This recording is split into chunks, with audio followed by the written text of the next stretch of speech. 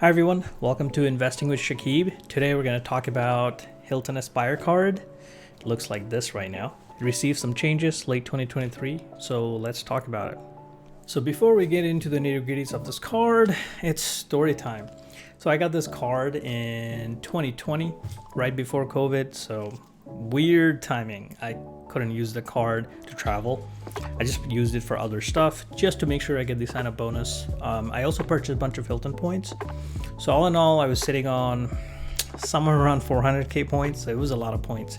So in 2021, late 2021, when I could finally travel, somewhere around November, I took my wife to Fort Lauderdale. We stayed at the Conrad Fort Lauderdale for about 5 days.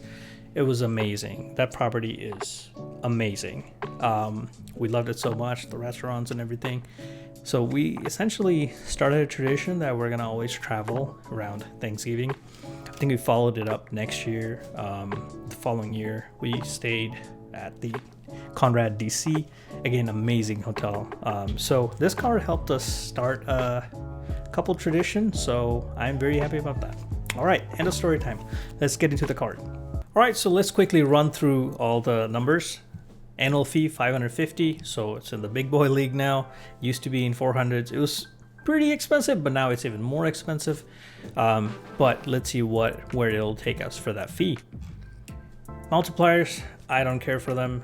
Unless it's your primary card, you're not gonna put a lot of money through this card, so you're not gonna earn enough points to get free nights at Hilton. So let's just skip to them. So this is where we get to see the core benefits. Complimentary diamond status. Hilton is the only hotel program where just getting a credit card, you're gonna be able to get their highest status. So with diamond status, you can get early check-ins, late checkouts, free breakfast. So if you stay at really nice properties, it really adds up when you're talking about free breakfast. And then also you can get free upgrades.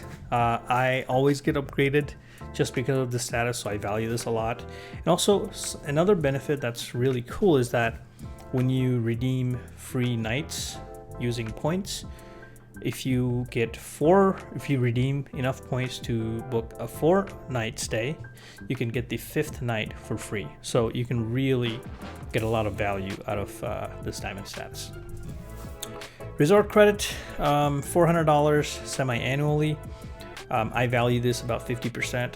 I can definitely squeeze in one resort trip every year. So $200, that's my take on it. You just have to, it will apply toward your room charge, so you're good to go. This is the core benefit of this card. This is what makes this a keeper card. So you get a free night certificate at the end of the year when you renew the card. You can use this for any Hilton property. So you could literally stay at Hilton properties where each night is like $1,000. So that alone just covers your annual fee of $550. So everything else is just gravy on top.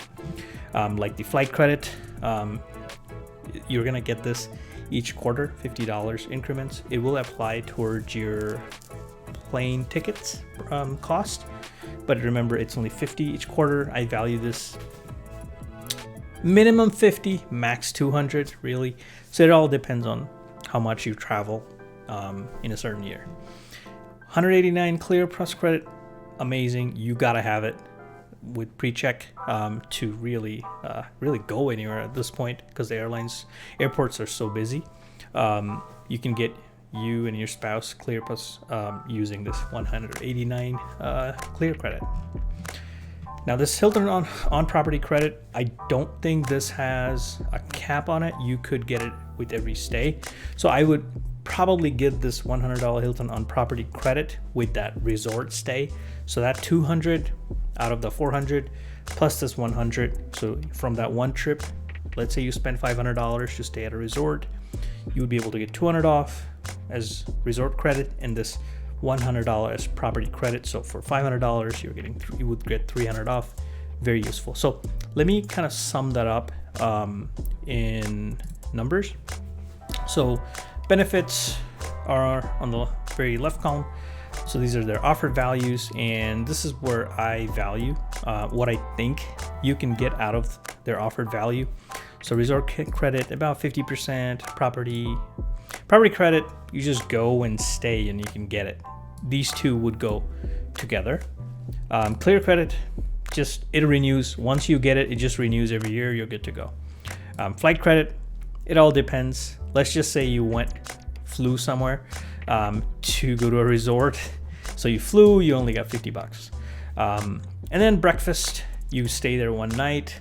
So you would get breakfast for two. Let's just say they're giving you $15 breakfast credit. I've seen somewhere between 15 to 30 per person, but let's just say $30 for two people, so it's $30.